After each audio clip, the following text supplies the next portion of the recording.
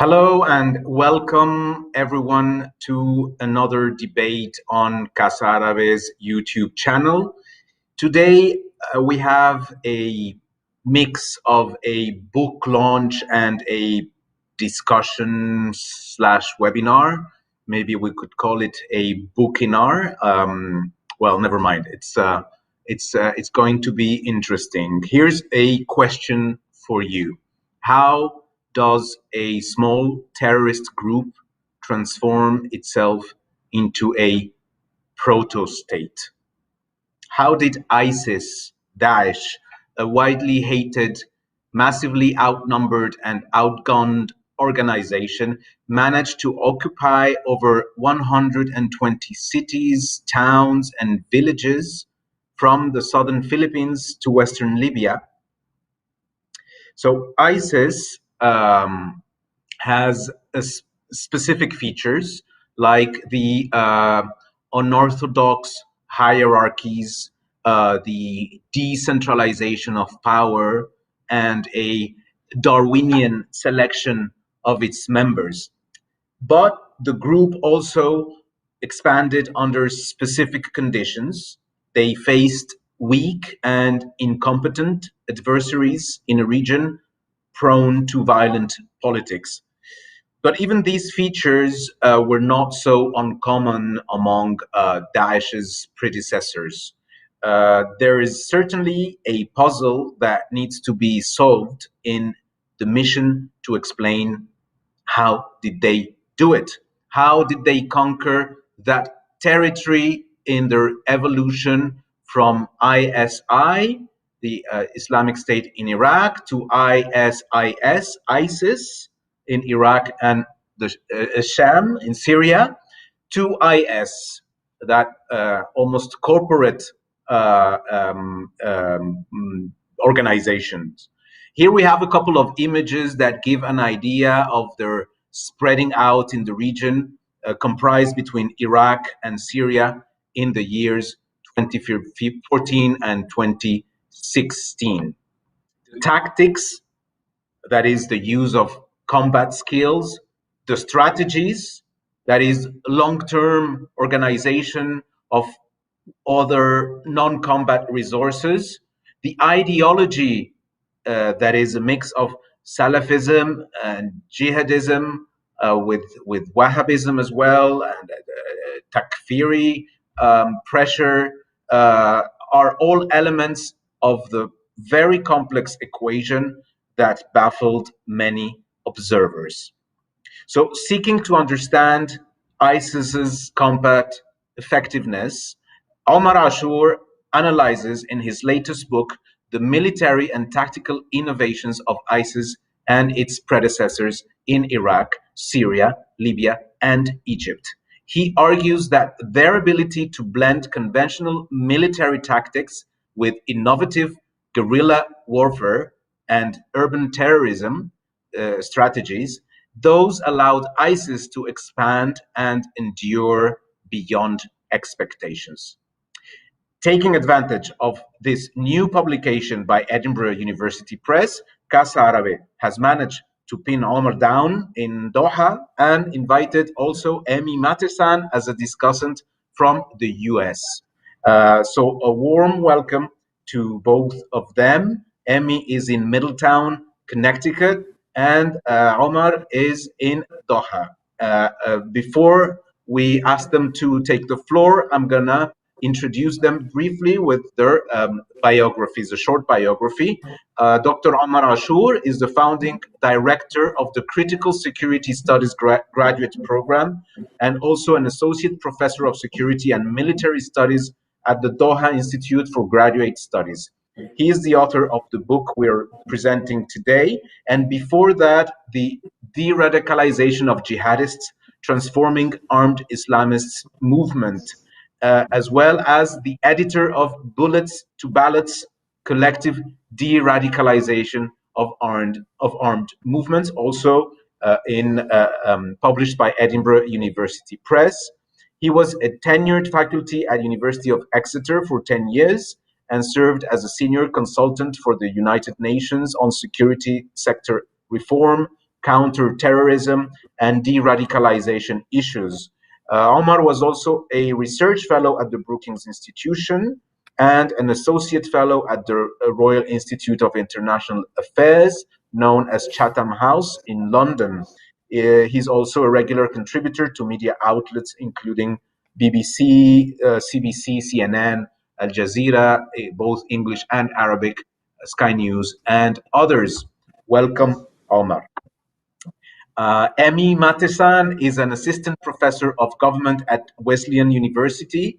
Her research focuses on Middle Eastern politics, particularly security and political violence, democratization, and Islamist movements.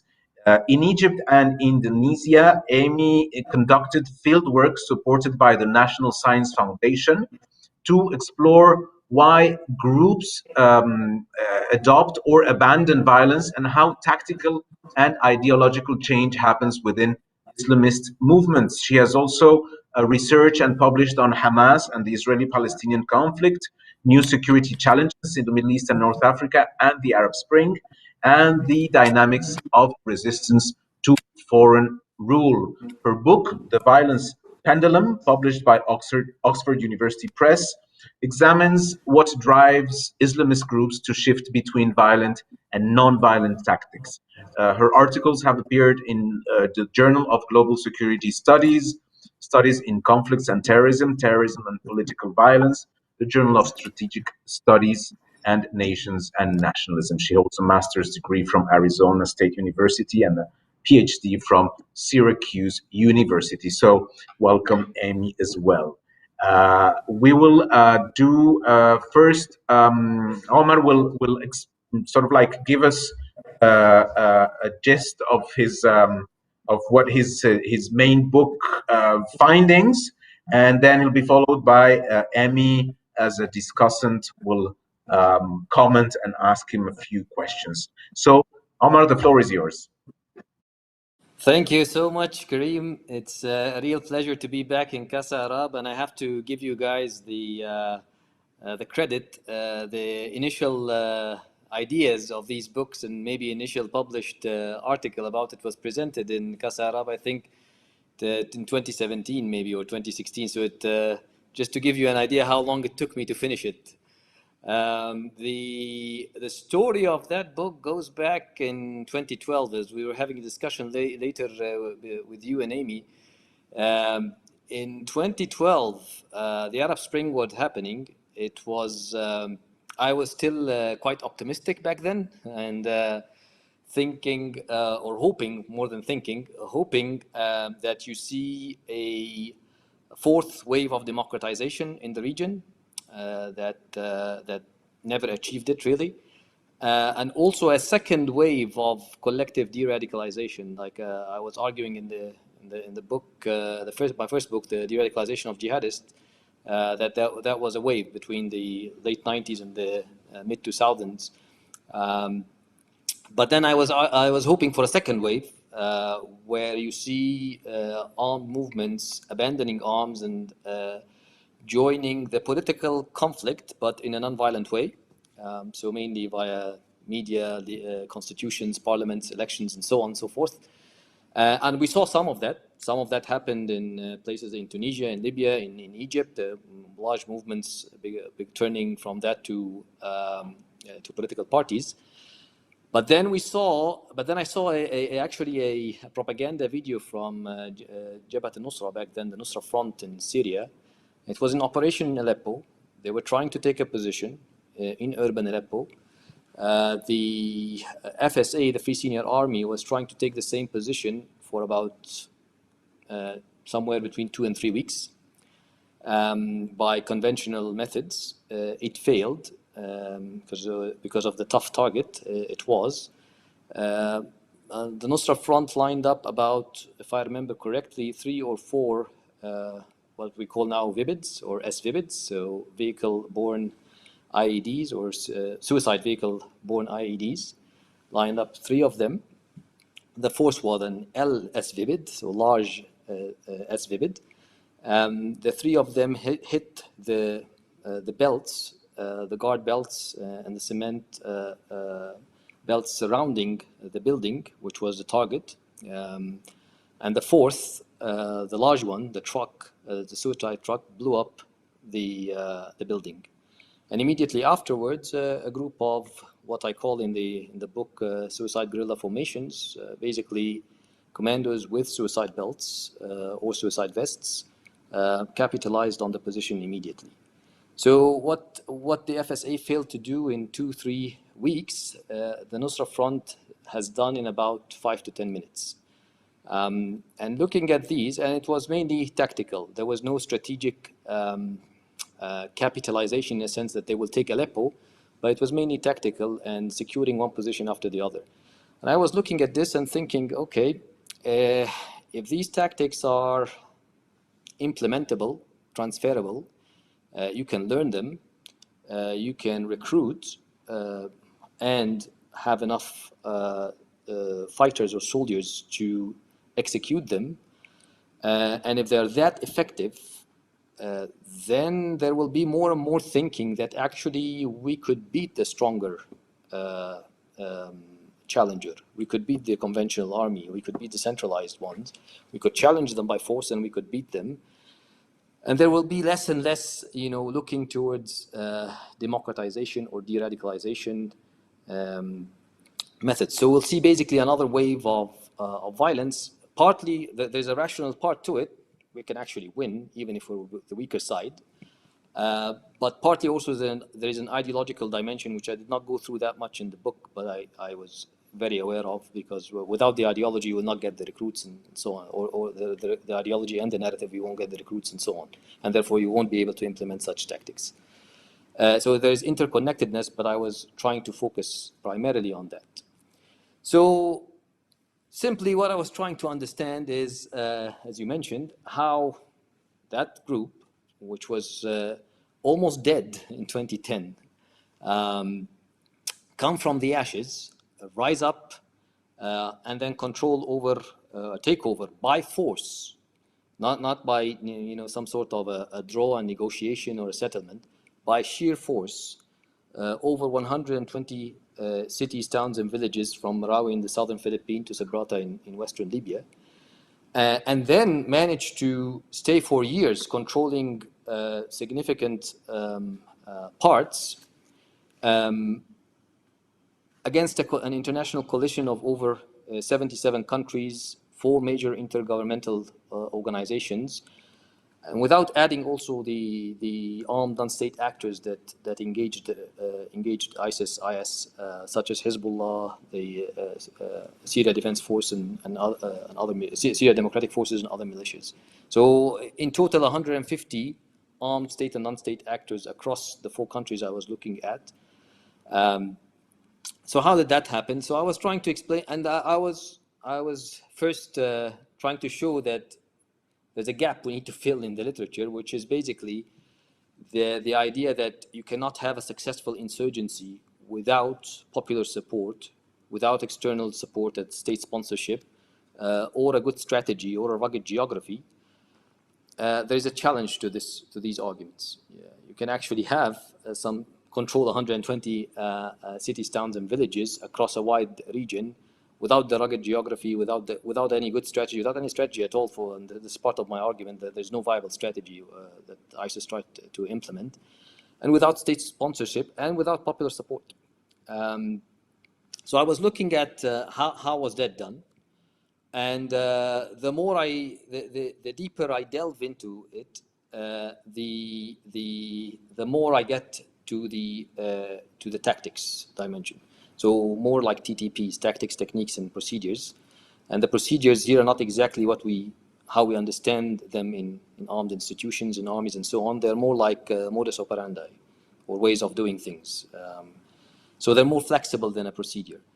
And then there's also, so you had the categories of tactics. I was arguing that because of the implementation in a successful way, IS and ISIS managed to pull up bordering on miraculous outputs, bordering on miraculous upsets, military upsets.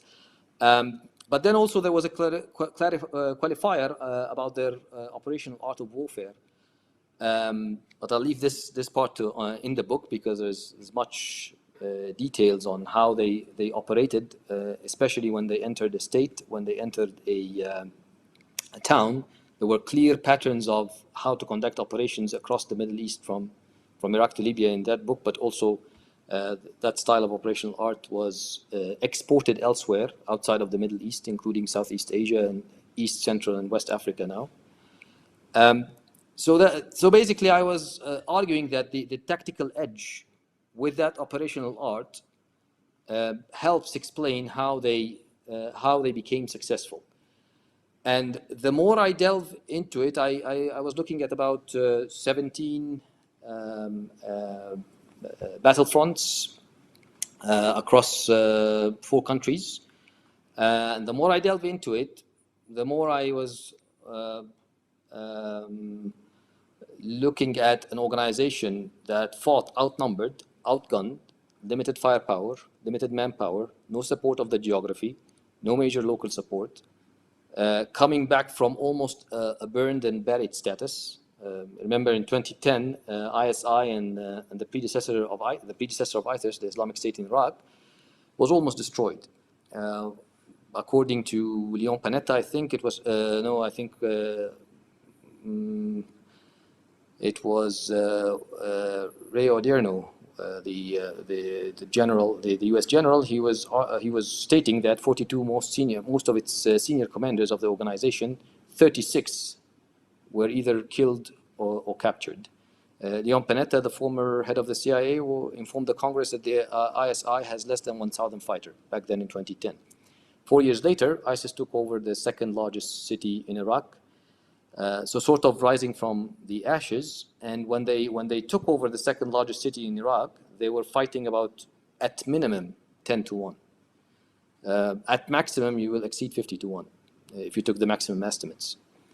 So basically, we're looking at a battalion-sized formation that attacked Mosul and took over 2 divisions, 2 army divisions, a federal police division and an Iraqi army division. And if it was one-off, we could say, it's a Santa Clara, kind of situation back in the Cuban Revolution, but it wasn't. It was repeated again in Fallujah earlier, January 2014. They were still outnumbered. They fought within a coalition. The modus operandi was different, but they still managed to pull up an upset. In Ramadi, they managed to pull up an upset after the coalition intervention. So in May 2015. After the inherent resolve had started, they managed to take the town of Ramadi. Other areas, the takeover and then the defense was quite unique in Ramadi, in Raqqa, in Derna, in Sirte, even in Sheikh Zayed, which was, they managed to take it and hold it for about a day, and then they were removed from that. All these were like tactical to operational successes, no strategic success, because again they didn't hold any of these towns or cities for a very long time. But then the argument there was how did this organization have done that? And in the conclusion, I'll leave the conclusion for you if you have any questions. But I was trying to argue on one, there was a repertoire of tactics that was implemented, and there was a operational art that was repeated, and both of them are transferable. Both of them, their maximum effect is when they're used against an enemy that is unfamiliar with them. They cannot be repeated for a long time. They can be repeated for just a few times, and then they expire, because then the other enemy is adaptive as well. But then they can be also modified and upgraded and implemented in ways that still manage to pull up surprise and therefore upsets. Should I go into the details, or how much time I have left? because on my watch I'm done.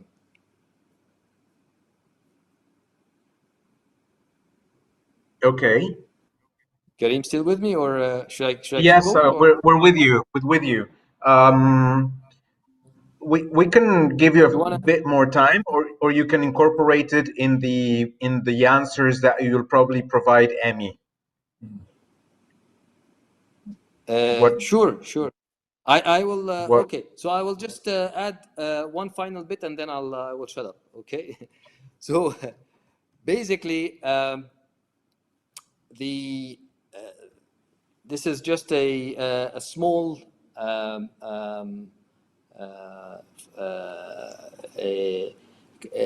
part of the book, the organization, a paragraph that I would like to read before we start the discussion.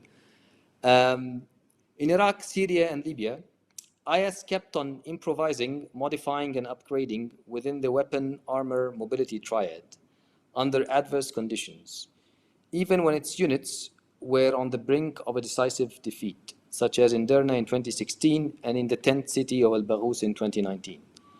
IS mounted captured artillery pieces on looted tanks, chassis, replaced cannons with anti-aircraft guns when it deemed necessary, up-armored infantry fighting vehicles, mounted BMP turrets on 4x4 vehicles, upgraded T-55 and T-62 tanks with locally manufactured armor. Some were even made of shell casings, converted flatbed trucks into weapon platforms. Its combat units used commercial drones to deliver IEDs and to guide suicide vehicle-borne IEDs, utilized suicide vehicle-borne IEDs as precision bombs and guided rocket barrages, converted 7-ton large SVIBIDs, suicide vehicle-borne IEDs, into cruise-like missiles, human-guided land torpedoes, and executed marine-like infantry breaching sequence combined with SVIBIDs. The example I gave from Aleppo, they did not even need the breaching sequence. They basically violated the conventional military academy breaching sequence that you learn in Western military academies. They employed, this is IS units, they employed commercial GPS applications on civilian smart gadgets to enhance the accuracy of their mortar shots, teleoperated sniper rifles to offset the snipers from the weapon for protection, outflanked tanks with swarming anti-kill techniques, and pioneered in the execution of several suicide guerrilla formation tactics in both urban terrorism and conventional battles, among numerous other technical and tactical level innovations. So all of this has nothing to do with ideology, and as I mentioned earlier, is exportable. And I think this will be a real challenge for state armies in the future, and it's an evolving, innovative, and adaptive challenge. And I'll stop here for the discussion. Thank you.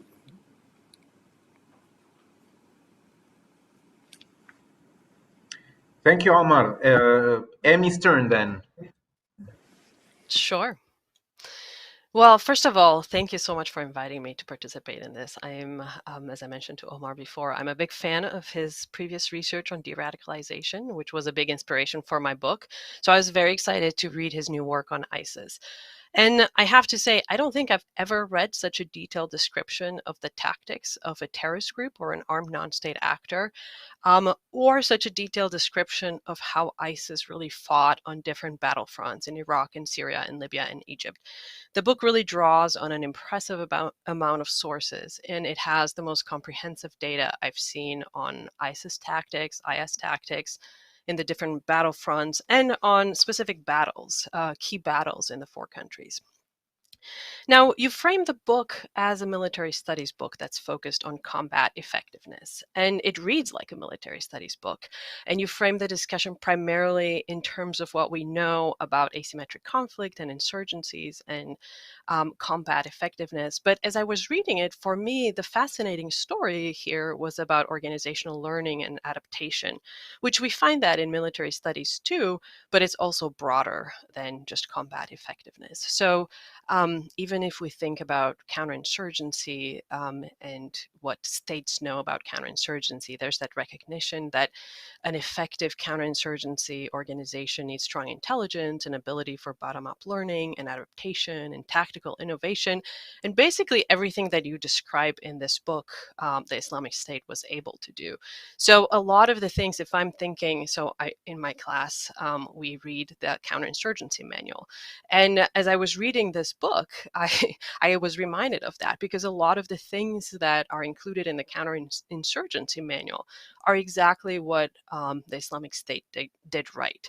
So in that regard, I do think this book should be mandatory reading along with the counterinsurgency manual, because I think it raises a really important question, and that is, what do we do when the adversary, the non-state adversary, understands perfectly well what it takes to be effective in an asymmetric conflict and is more adaptable and more innovative and better at local intelligence and better at recruiting defectors? But your findings also fit very well with the literature on terrorist learning. So I'm thinking, for instance, Asaf Mogharam talks about Al-Qaeda as a learning organization, and being able to have both top-down and bottom-up innovation and learning processes. And you show very clearly that what set the Islamic State apart was its capacity for tactical innovation, which involved what you call a bottom-up mission-oriented approach. But throughout the book, you also show instances of top-down innovation, especially in Iraq, for instance. And as you point out, this kind of mission-oriented approach is quite uncommon among many Arab armed non-state actors. But again, so someone like Mughram argues that Al-Qaeda was also able to combine bottom-up and top-down learning and innovation.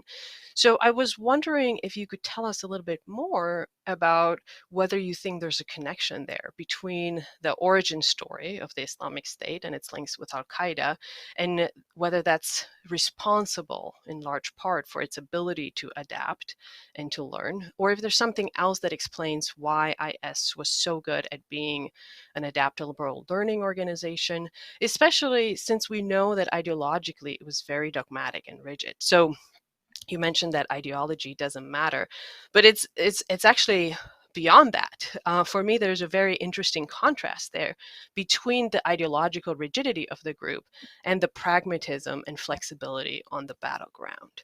And you end the book by saying that with its tactical innovations and strategic shifts, IS has inadvertently authored an upgraded textbook for others. And I'm curious whether you think that there are any other organizations out there right now who could actually pull this off. Which then brings me to the main question, which is what made the Islamic State as an organization so good at this, especially since all the battlefronts that you're describing involved a wide variety of armed non-state actors that operated in the same context but didn't display the same ability to fight. So the main theme and question that I would love to hear you discuss in a little bit more detail is how you think we can explain, so go beyond, a little bit beyond what's in the book, and tell us a little bit more about why you think the Islamic State displayed these characteristics. And in particular, for me, the issue of recruitment was very interesting, because you really go into details showing that they were able to recruit dogmatists who were critical for suicide missions, and oppressed youth that you say were excellent at intelligence, opportunists that you mentioned were great at logistics. And then for me, the most interesting case were the experienced military officers and fighters that they were able to recruit. And especially in the Iraq case, it seemed like that was a really critical aspect of the origin and the success in the beginning.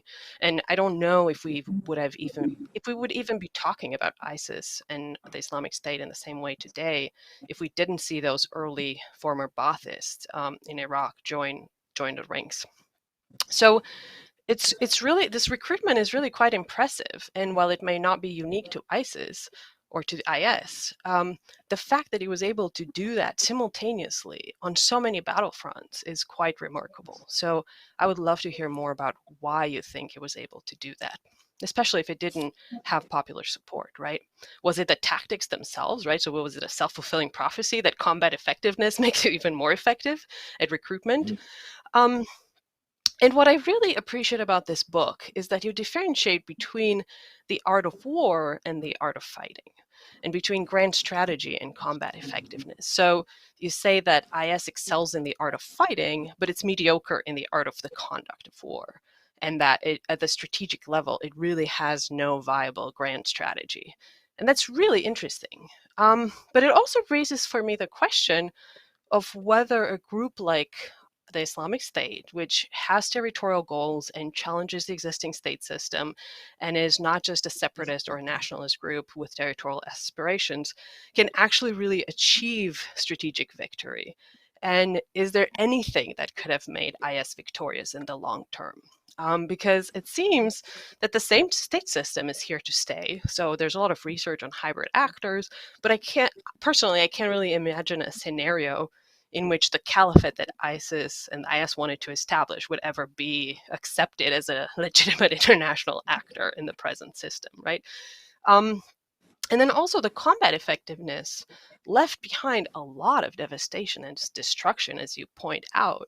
So isn't that ultimately self-defeating? Can it ever lead to strategic victory? And the reason why I'm thinking of that too is because the Darul Islam in Indonesia, for instance, also tried to establish an Islamic state, and it had territorial control in West Java and at some point in other provinces, and it displayed some similarities to the Islamic State today. And it also resorted to looting, and it was able to recruit from the military, and it was good at intelligence in the beginning. But eventually, the violence from the Darul Islam rebellion was so costly that the population started turning against the rebellion, and the legitimacy of the Indonesian Republic was solidified. So it became very clear that Darul Islam was losing the war, right? It was losing the big fight. So it wasn't just about local battlegrounds anymore. And in that case, government amnesties were really effective at drawing out hordes of DI supporters, and the group eventually laid down arms. So is it possible to win the war if you engage in such devastating fighting? But then also, the last question that I would love to hear you engage with is the connection between this work and your previous work on de-radicalization. Would a group like ISIS ever be able to de-radicalize? Because in every chapter, you describe these quite impressive battles where they achieved miraculous victories, where they outgunned and outnumbered and achieved miraculous victories. But in the end, they also ultimately lost control too, right? Territorial control. Yet every chapter ends with a conclusion that, well, they're still trying. So they might still, they haven't given up yet, right? They lost territorial control, but it looks like in all of these cases, they're still organizing, they're still thinking about counteroffensives. So is there a scenario under which the Islamic State would ever de-radicalize? And with that, I will end, and I'm very excited to hear your thoughts. Thank you so much, Amy, for that, for the excellent comments, feedback, and questions. You just give me material for a new book, Great. I think, or a couple of other books, It's on adaptation. Okay, I'll try to go. I took notes, so I'll try to go chronologically. But maybe I'll just the one on de-radicalization, because it's quite dear to my heart. I'll take it from the end. There was. I'm sure quite dear to your heart as well, given your excellent new book, Violence Pendulum, on tactical change in Islamist groups in Egypt and Indonesia. That was a great book. Thank you. The issue of de-radicalization, we never know with de-radicalization. You remember that IS, among the recruiters that recruited, were people who at some point fought against it within the awakening. The awakening councils, the Sahwat, that the US pretty much helped to form, and the violence of AQI, the Al-Qaeda in Iraq, the predecessor of ISIS, ISI, helped to form that tribal militia. It was able to recruit from those. And those were, for a while, those were thought of as, former de-radicalized insurgents that want to join the political process as either part of the state, police or army, or participate as a political party, as an unarmed social movement in the Anbar province and others. So it is possible. We saw, you know the Islamic group case very well. Their rhetoric was as extreme as ISIS at some point in time. Very briefly, but it was, and then there was a quick retraction, and then after that, the rhetoric was the same group that attacked Copts, civilian Copts in Upper Egypt. In 2011, they were holding anti-sectarian rallies in coordination with the Coptic Church of Asyut, in Upper Egypt. So the same group that assassinated President Sadat was actually running in parliamentary elections and trying to form trans-ideological. So in these cases, if the conditions that I think you've talked about quite well, and I spoke about perhaps in 2009 in the De-Radicalization of Jihadist book, if these conditions do exist, then we may see either factional change, pragmatic de-radicalization of some sort, or a comprehensive one with the ideological, behavioral, and organizational dimensions. But however, I don't see any signs of that. I see more and more signs of the ability to adapt. Mainly part of this is the structure. The structure is not helpful at all.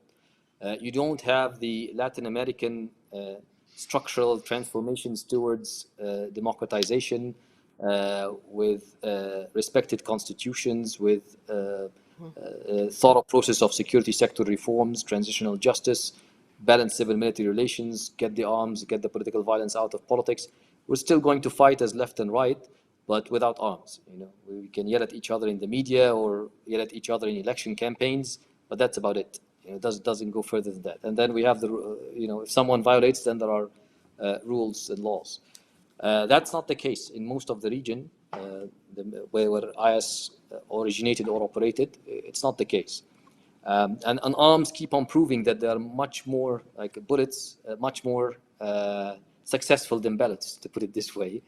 So therefore, the organization decides to, and if you look at the region, also religion and political violence are very, very important to attain political power and then remain in political power, because you get a lot of legitimacy from either hyper-nationalist or religious interpretations and so on. But also the violence is important, the arms is important. And ISIS just went bonkers with the religious dimension, and then went bonkers as well with the violence dimension, just to try to compensate for its initial weakness. It had to escalate. If you want like a rational cost-benefit analysis for why is it so extreme ideologically and so extreme in the violence, that could be one.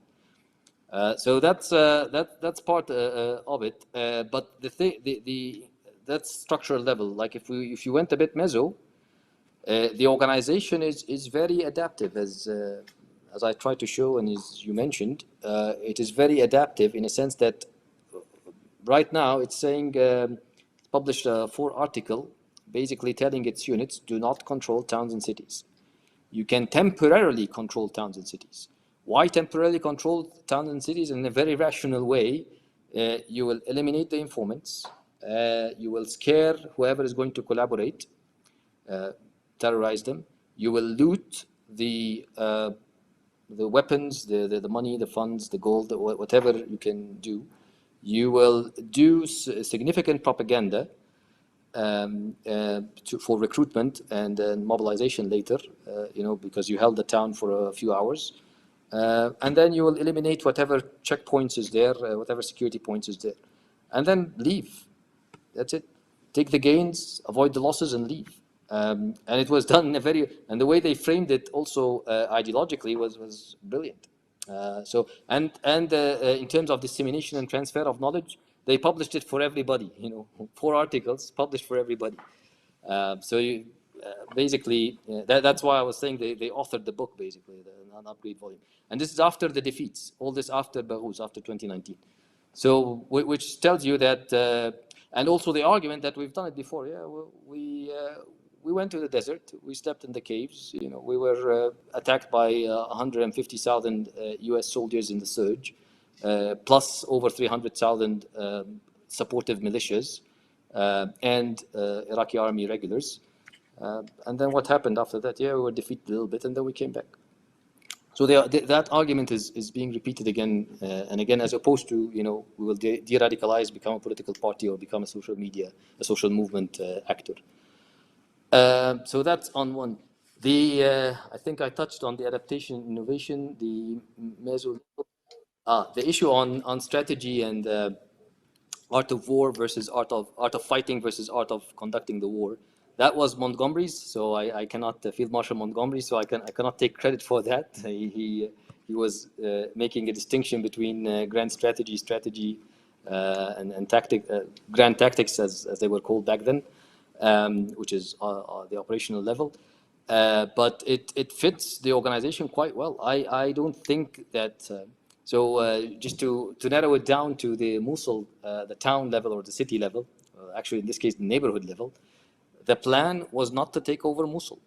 In 2014, in June 2014, the plan was to take 2 neighborhoods of Mosul, the westernmost ones, so that you can take them, and then if need be, retreat back to the desert. So that was the plan. And the plan was done when the Iraqi security forces and both federal police, army, CTS, the counterterrorism, had an idea that there is a plan to try to take over parts of Mosul since May. And it was implemented while the organization was decapitated. Its head was gone, was killed on 4th of June. The head of the military council, Abu Abdurrahman Bilawi, was killed in the very beginning of the fight. So decapitated, plans are there. You're not even thinking that you're going to take Mosul. 800 men versus 2 divisions. And then, somehow operational success, mainly because of the tactics implemented and other multiple counterinsurgency mistakes. All of Mosul fell. So there was no strategy there, but a series of tactical successes that led to a temporarily strategic success of taking over Mosul and the areas around it. Will they ever be accepted? I don't think so. It's a different world. These tactics were implemented before in previous earlier 20th century by some of the let's say armed non-state actors, whether in the region or outside of the region, and then they formed a state, and then after that, that state was accepted. But you had a very pragmatic leadership above these armed non-state actors that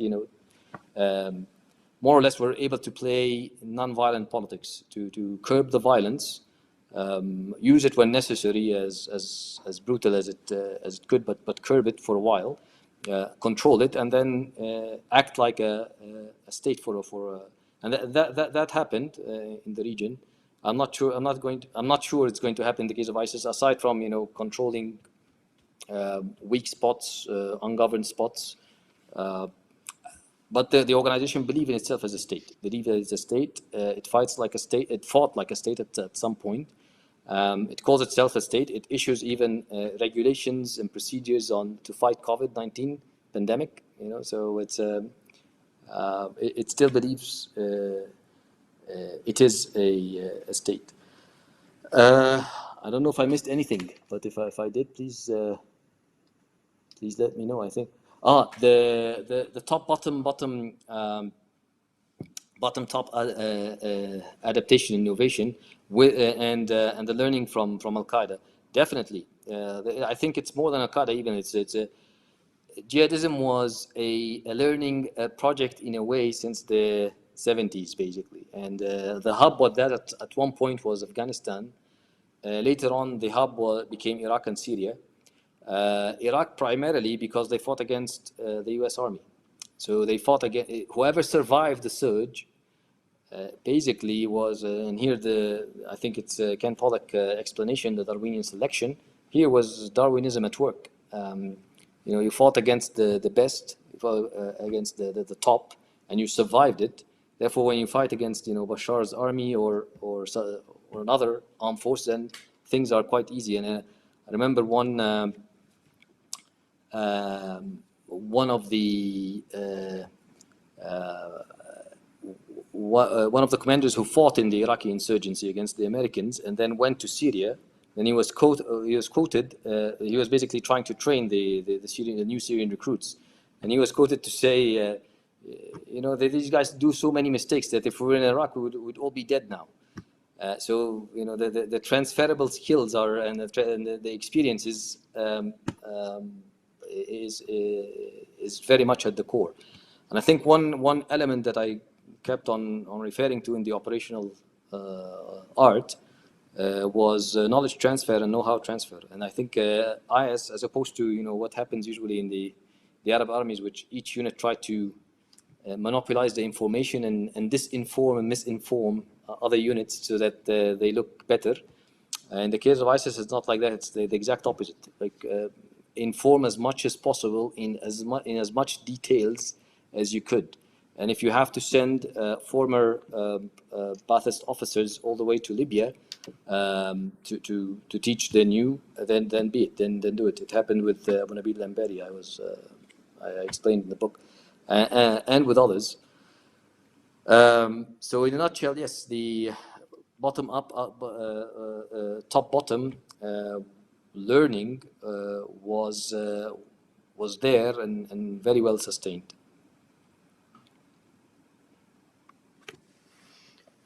I don't know if you want to, Karim, if you want to open it up to Q&A or if you want me to ask follow-up questions. We have a couple of questions already, but if you have follow-up questions, Emy, I wouldn't mind if you just to, let's say, keep on track, and then we will ask some other questions from diverse, miscellaneous points of view. So I just wanted to come back to the question of recruitment and why it was able to recruit so many people in spite of not having support. And then also on this question of know-how, since you've looked at the nitty-gritty of how ISIS operates, I'm curious kind of the nitty-gritty of this know-how transfer, because as you point out in the book, there was such high overturn in terms of so many leaders being killed, so many operatives, ISIS operatives being killed. So it's amazing to me that it's able to process information so fast and transfer it so fast. So I'm just curious how did like the nitty-gritty of how did that actually work? Were they taking notes on after every battlefield and fax them over? So I'm just curious of how they were able to transfer that know-how so effectively and so fast.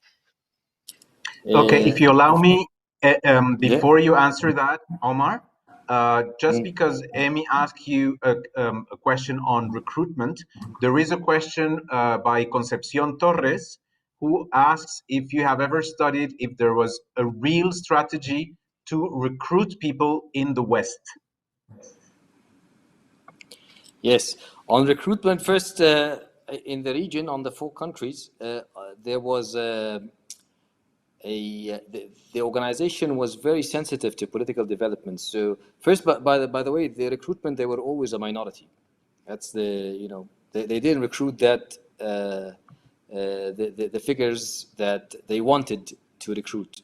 That's why it was always outnumbered, even outnumbered by other armed non-state actors, and even outnumbered by armed non-state actors with similar ideologies, like Islamist ideologies, jihadist ideologies, and so on. It was outnumbered in that sense. But, when they entered Fallujah, there was 6 organizations. They were in coalition with 6 organizations in January 2014. And they were one of the smallest. They were not the largest one. But then after that, they, based on the tactical and operational art, they started to, because they know exactly what they're going to do.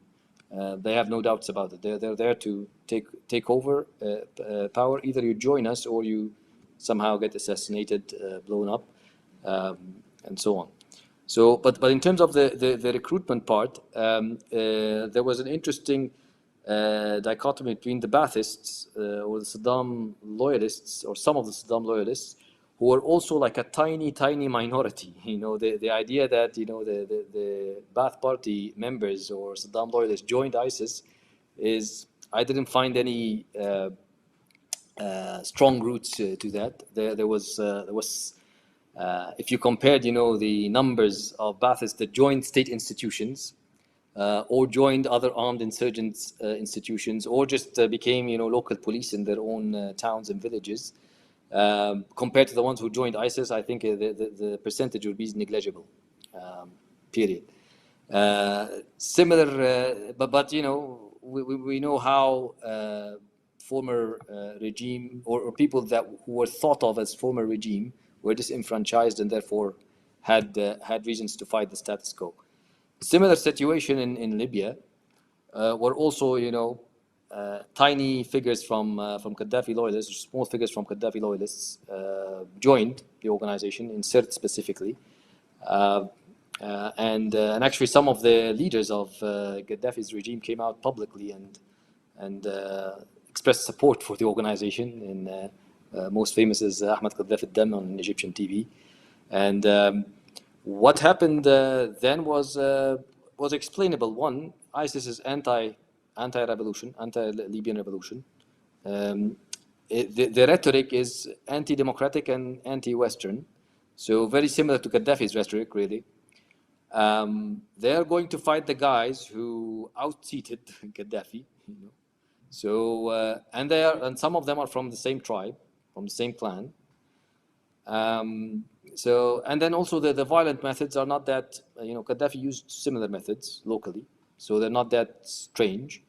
So it made sense. It made sense to and then they did like when they joined Sirte, they made like a propaganda for whoever is from the security services and the army who joined them. They displayed him, you know, as somebody who is a repentant, and he's like a mujahid now, and therefore there was this psychological glorification of these guys who were at some point with Gaddafi and then they joined us, as, you know, purification / glorification. So they in that sense, that was a good recruitment strategy. In terms of Europe,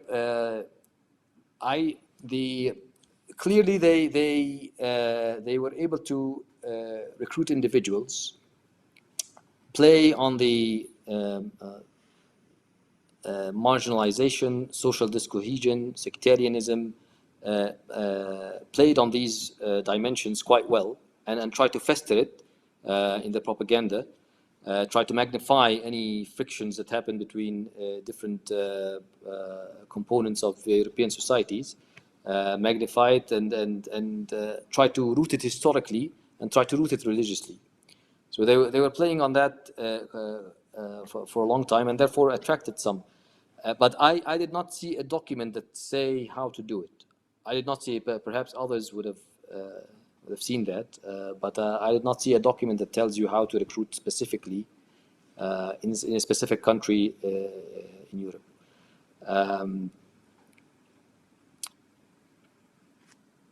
That's it on my part. Did I miss something? The learning. Believe it or not, they have after-action reviews. So you know, so literally after the awakening happened, and you know, the tribe, some of the Anbar clans and tribes started to fight them. There was, you know, after-action reviews, like what did we do wrong to cause this backlash and anti-ISI back then, Islamic State in Iraq mobilization. But also during battle there are reviews. Many of the references in the book were based on articles in either Nabat magazine or Dabiq or Rumiyya or others, and some of the documents that were you know, captured and then publicized after that by CTC and other centers. So overall, there's a very clear, if you want to call it strategy or modus operandi of a way to transfer whatever knowledge gained to every element of the organization, from a 10, 11 years old all the way up, because that's the only way you're going to survive. And there's a realization that this is the tactical edge that we have against even other insurgents in other operating in the same theater, whether Syria, Iraq, Libya, or others.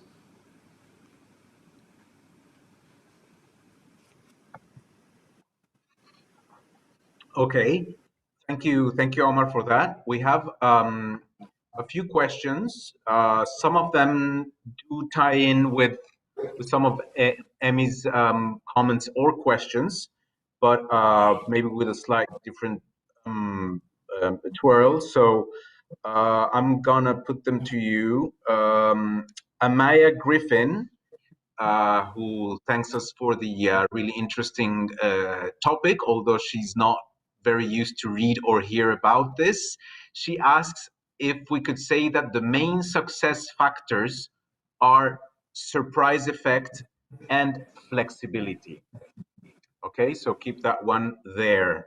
Alfredo Vasquez says that it seems that ISIS military success happened just because the extraordinarily poor combat effectiveness of their opponents, be it army, police, or etc.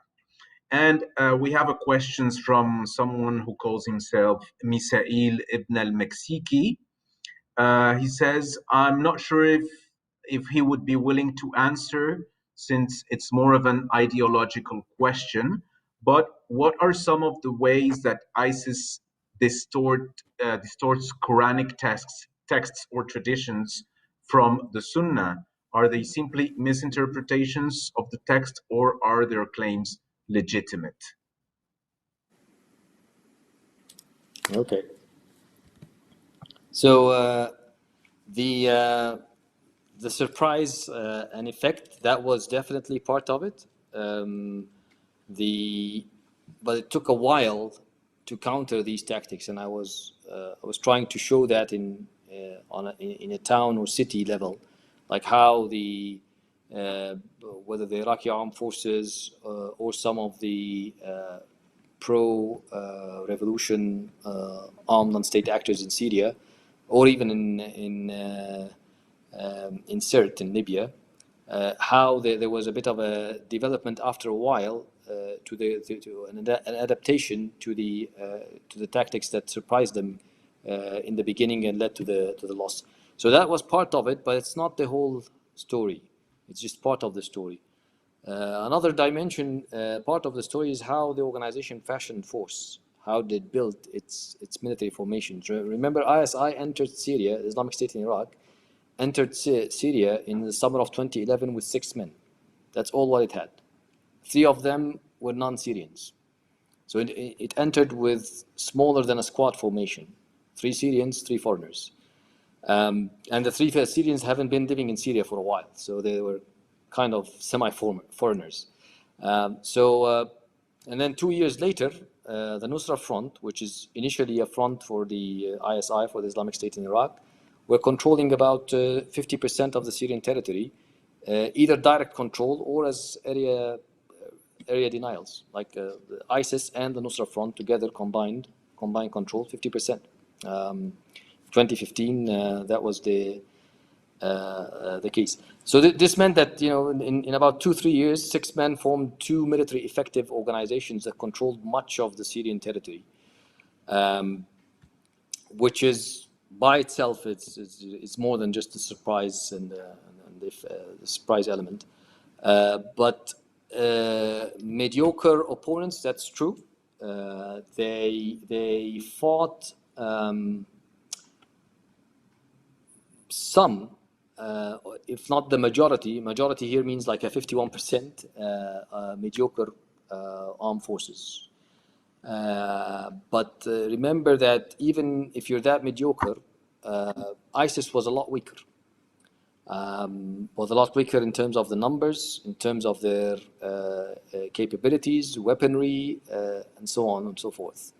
So yes, it's true, but also you have to see. I think I started in the first chapter with a Mike Tyson quote. Look at what he had to fight against, and look at what he did when he fought against it. So basically, for combat analysis, this is what you really need to focus on first. Look at what he had to fight against, but also the capabilities of what they had. And in that sense, that was still quite puzzling. But also in the fight in Mosul, the 9-month fight to liberate Mosul, they were not fighting against. They were fighting partly against the CTS, which is the counterterrorism services, which is a very highly trained, combat effective institution that the US has been preparing for this for a while, and also against some armed formations from the US directly. In Raqqa, there was also special forces from various Western militaries, although the bulk of the force was not that effective. And in Mosul back in 2017, all 14 commanders of the CTS battalions, all 14 of them were killed in combat. So yes, and it's a mixed story there. You will have the combat effective formations, but also you will have where's the majority again, the mediocre ones. I think, did I miss anything?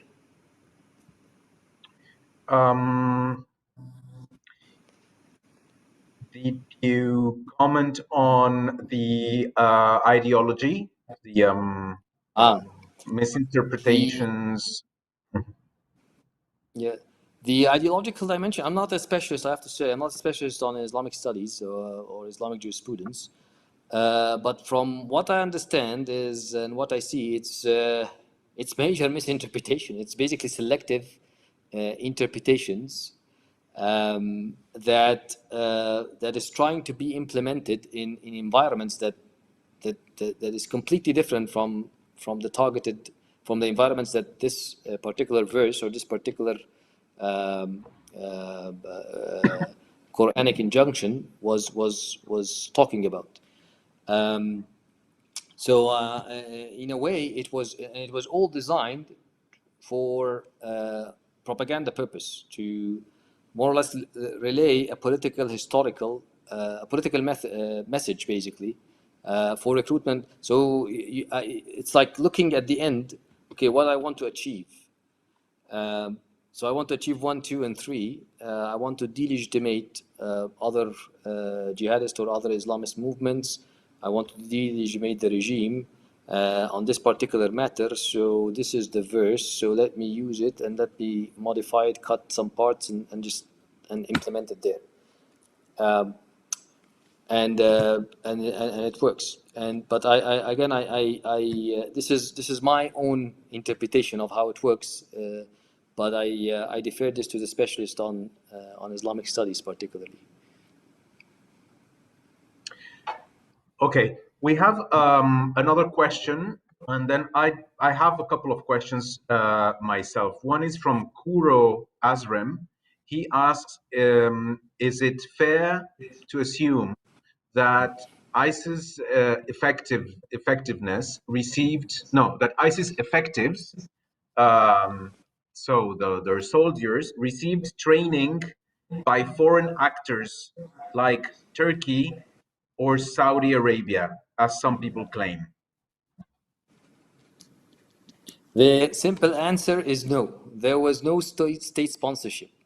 There was state sponsorship for particular insurgents in Syria and in Libya, and to a lesser extent the Iraq case, much lesser extent, aside from Iran and the particular militias there. But in the case of ISIS, that's part of the puzzle. That's part of that you did not receive a state sponsorship compared, for example, to the multiple armed opposition formations that fought against Bashar al-Assad, who were sponsored by Saudi, by Turkey, in terms of funding and so on, and by the Americans, of course. The SDF, the Syria Democratic Force, that's sponsored by the US in many ways, and the YPG and so on, the formations of the SDF, which is about 18 militias that fought ISIS in Raqqa. So that's no, in terms of funding. On the Saudi case, there is clearly the ideology. So ISIS base a significant percentage of its ideology on Wahhabism. Origins is Saudi Arabia. So the teachings of Muhammad ibn Abdul Wahhab, who provided the legitimacy, the religious legitimacy for the first, second, and third Saudi state. So many of his teachings, books were implemented and endorsed by ISIS, by ISI, ISIS, IS, and previous organizations as well. So there is the ideological dimension, but Saudi at the same time participate in various counterterrorism, counterinsurgency, countering the narrative of violent extremists and so on. So there's a mixed picture there in terms of Saudi, but there's no direct no state supported or endorsed ISIS from the very beginning. There's the usage of the organizations. That's a different story. So the usage meaning I will leave them to attack another insurgent force, and then after they finish them, I try to. So this is what Bashar forces in Syria does all of the time. And then other formations as well, Haftar in Libya and so on. But that's a different story from direct sponsorship. Mm-hmm. So I have a question regarding, your study focuses on Iraq, Syria, Libya, and Egypt. Yet we know that ISIS has a very wide effect or influence on non-Arab speaking regions, be it Nigeria or be it in Asia, as far as the Philippines. So my question goes towards that Arabness factor and that manipulation of maybe a cultural Arab strength that goes with the narrative, maybe with what you just said about Wahhabism. But is there something specific about the expansion of ISIS in, let's say, Arab lands? It's primarily the organization is Iraqi, although the founder is Jordanian, Musab Zarqawi. So you had from the beginning like significant, let's say, Arab founders and commanders in it. It relates quite well to what the broken politics of the region, whether in Iraq and Syria, Libya.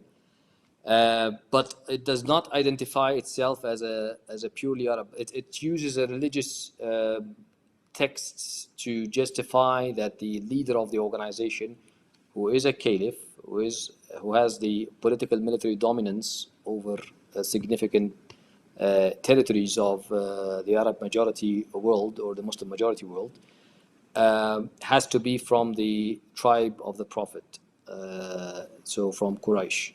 So they make sure that the last name is Al-Qurayshi, from Quraysh. They made sure for in terms of, which is interesting because the current one is not like the origin is Turkmen, not Arabic, but it still maintains the Qurayshi dimension, the Qurayshi title. So there is an emphasis on that. On the leadership has to be a specific Arab from the specific tribe of the Prophet, and they use a religious teaching about that, a saying. But having said that, they had some very famous military commanders. The Pentagon went as far as saying that Tarkhan Batirishvili, who was a sergeant in the Georgian army, intelligence corps, is their defense minister of defense. I don't think that he was one of the major military commanders, but I don't think he was a defense minister because they abolished the Ministry of Defense a while ago. They use other terms for it. And I don't think he was the highest military commander at the time before he was killed.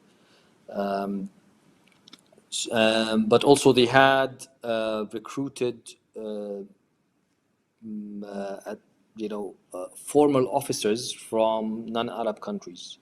The most famous of which is Abu Omar Tajiki, who's like the Gul Murad, I forgot the last name now, who was basically a lieutenant colonel in the Tajik special forces at one point, and he was a commander in the Tajik security forces. So they were able to recruit from outside, and also many. So this is why I was saying it's not just the Iraqi officers who were loyal, or the Ba'athist officers who were loyal to Saddam. The story is bigger than that. They managed to recruit many soldiers from outside of Iraq, including Syria, including Libya, including Egypt, and including elsewhere, non-Arab countries. But also the Ba'ath story, back to the Ba'ath story very briefly, the officers who were recruited, they did not learn these skills in Saddam's army.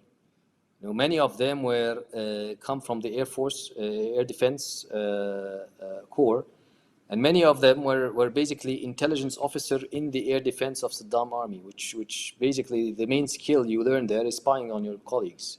That's not but you don't learn how to fight the Americans with IED warfare and suicide vehicles. This is not a skill that they learned in Saddam's army. So that's a quick side note.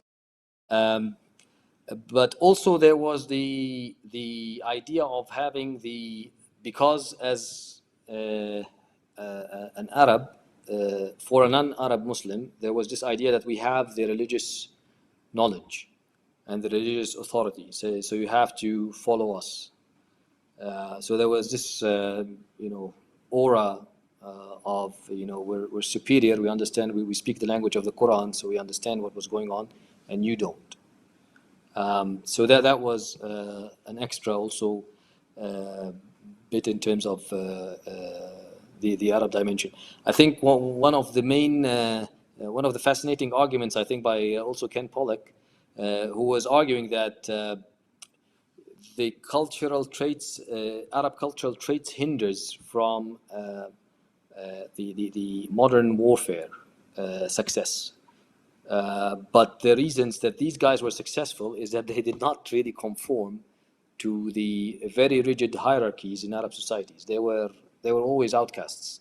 They were always the minority. They were always the ones who don't fit in the mainstream. They're even the mainstream religion, they don't fit in it. They're betting against it in many ways and reinterpreting it. So if you get guys with this rebel mentality who don't accept the hierarchies, who don't accept the Arab culture, and they fight in a different way, as I tried to explain in the book, very different from how Arab armies fight, then you on one end you produce a different version of Islam that is so far from the mainstream, but also you're quite effective in combat because you're by mentality you're basically a rebel. You don't abide by the rules, and that was very clear in terms of the tactical success.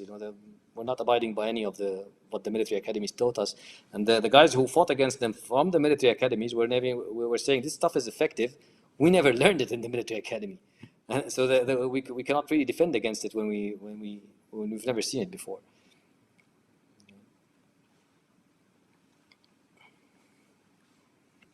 I can't hear you for some reason. Yeah.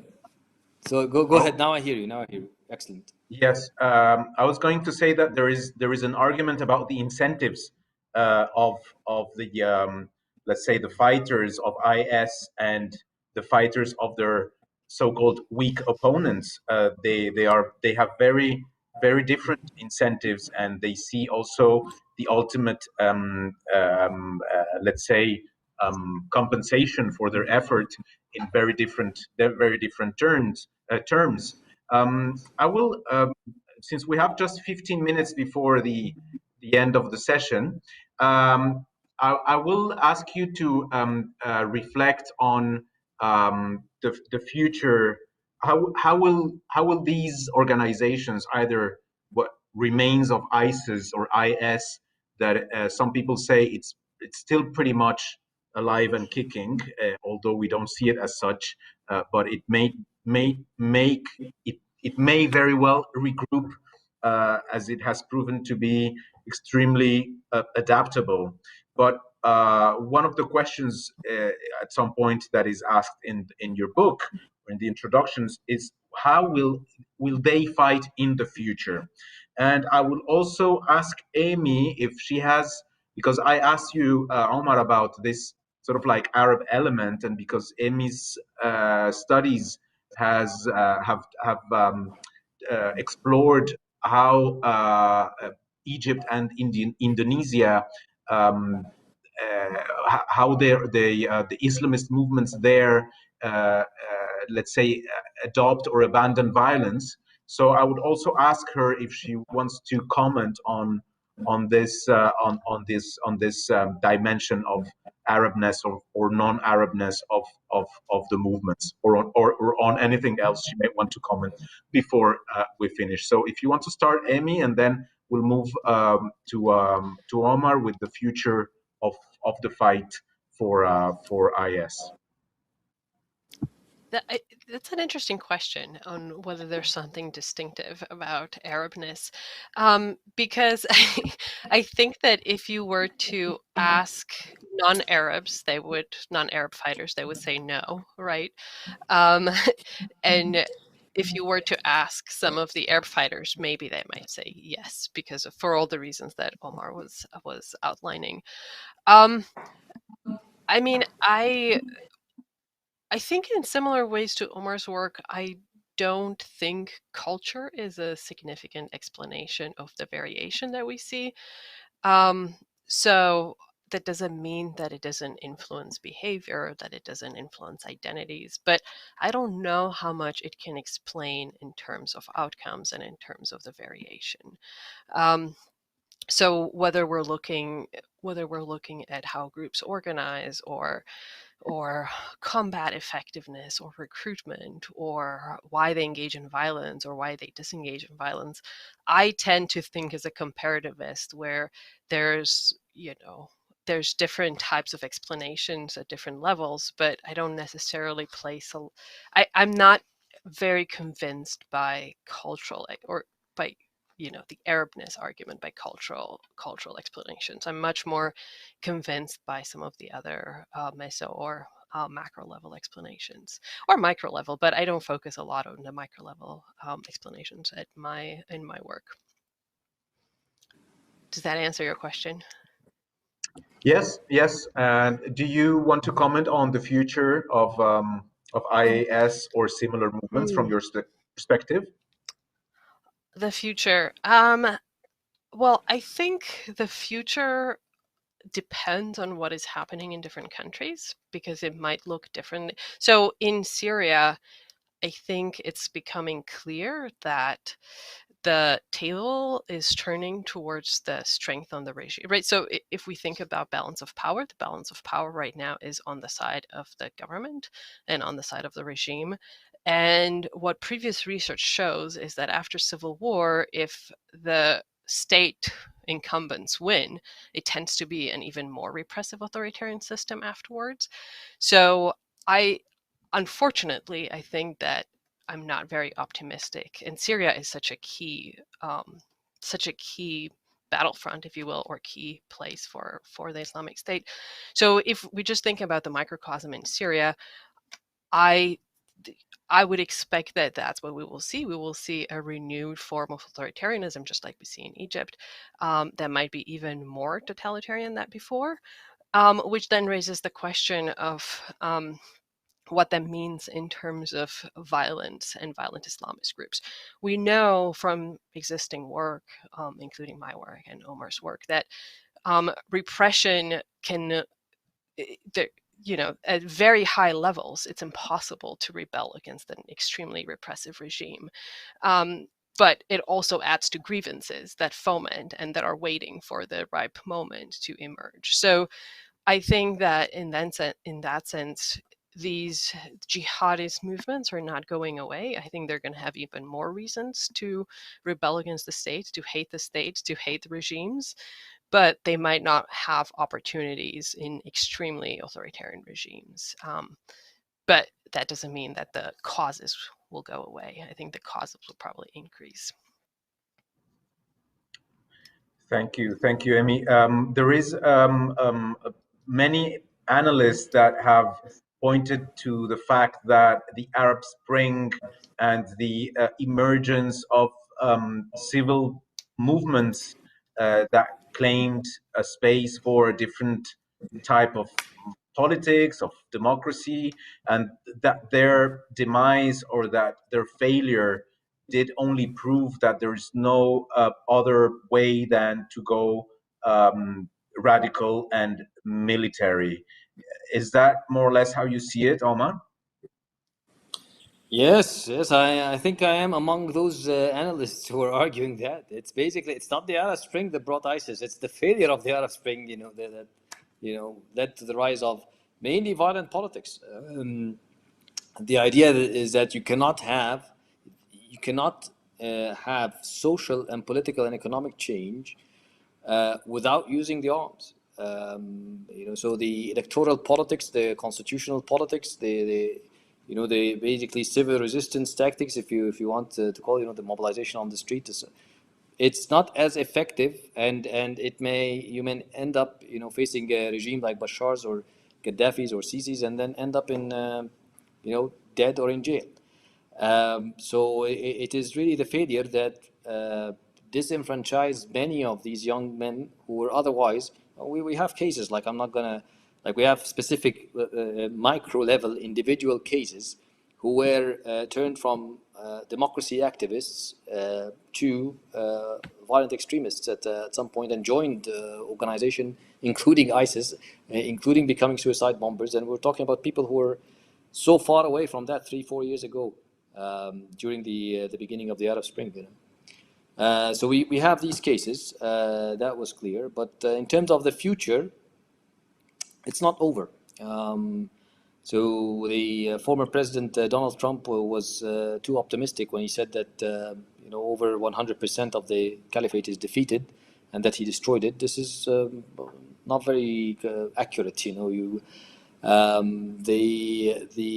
We have now what I call the horizontal escalation. Like if keep the same level of insurgency and terrorism going on in places like Iraq, Syria, Egypt, even Libya, although it's not as clear as before, but also expand elsewhere. So Mozambique, Congo, Burkina, so Eastern and Western Central Africa, in a way.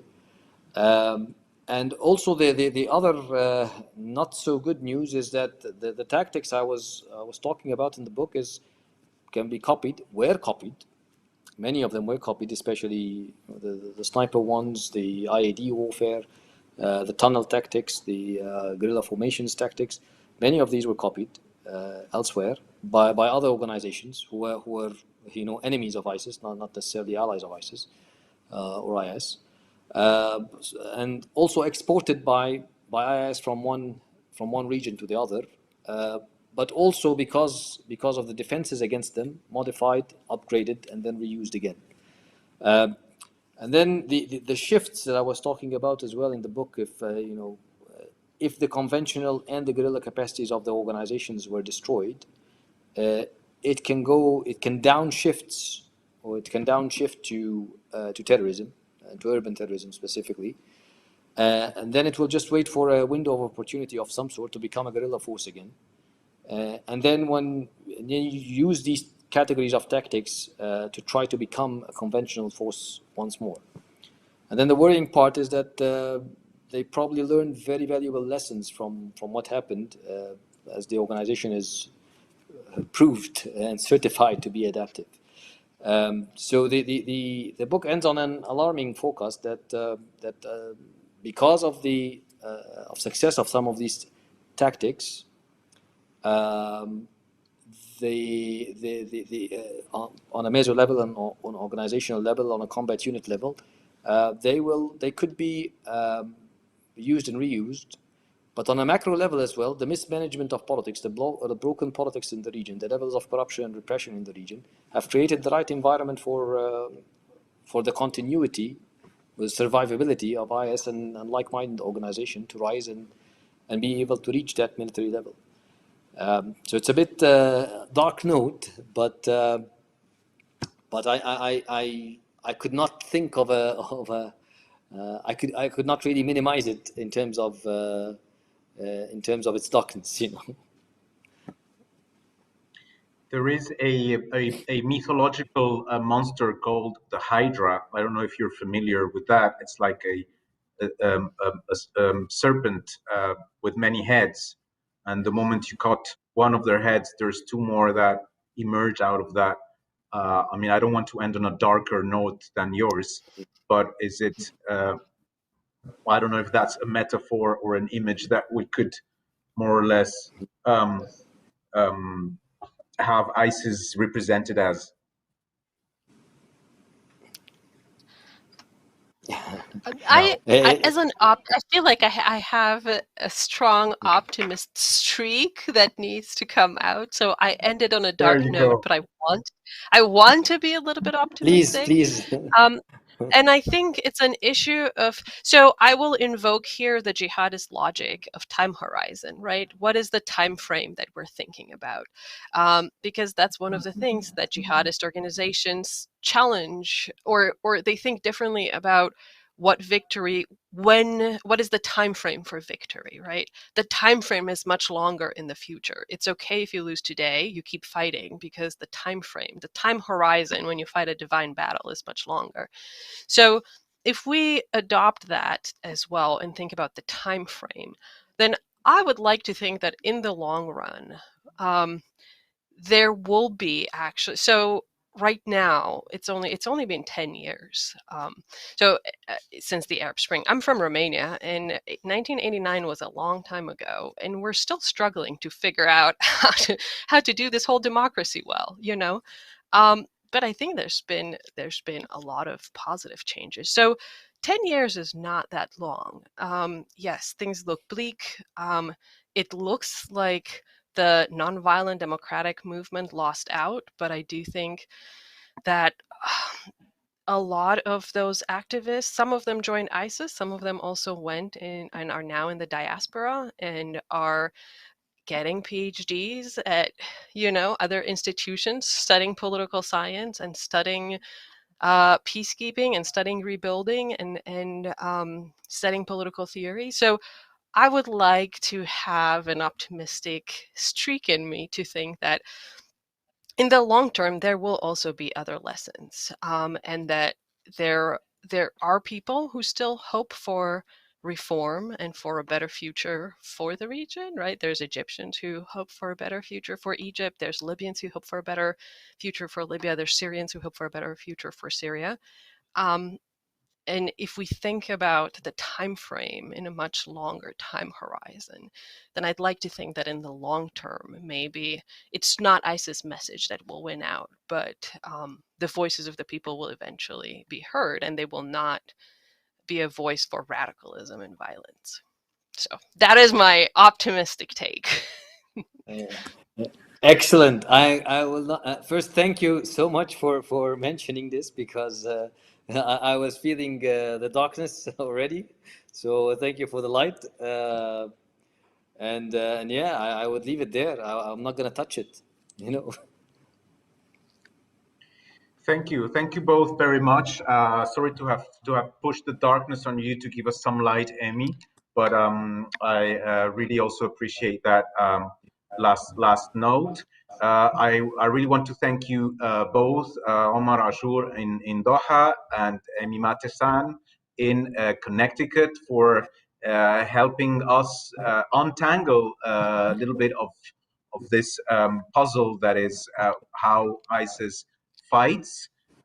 We strongly recommend the book, and also to follow both Omar and Emy's on work, both on in their sort of like academic positions also on their social media. And we are very happy to have them on Casa Árabe today. This session is recorded and will be on our YouTube library or shelf for those of you who want to revisit it, or if also you, both Omar and Amy, want to recommend it to your students. So thank you very much again for joining us, and also obviously to our audience who have been asking questions and following you on our live debate here today. And until next time, ma salama. Hasta la próxima. Thank you. Thank you. Thank you.